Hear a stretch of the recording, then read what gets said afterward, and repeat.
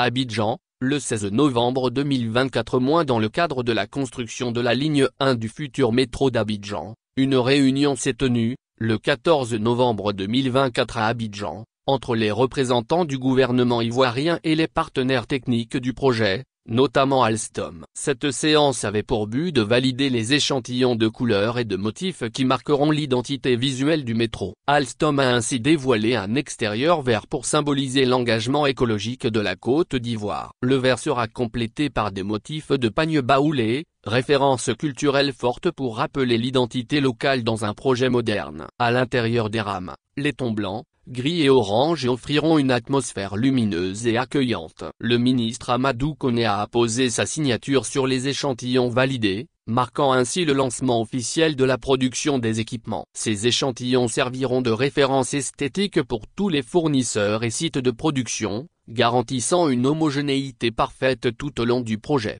Avec la validation officielle des teintes, Alstom et ses partenaires vont entamer la production des premières unités. En mai 2025, cette maquette sera dévoilée au grand public, permettant aux Abidjanais de découvrir leur futur métro et de constater l'avancée du projet. Amadou Koné a par ailleurs confirmé que la livraison du métro reste prévue pour fin 2027, soulignant que la diligence apportée à chaque étape, y compris cette validation graphique, était un gage de respect des délais.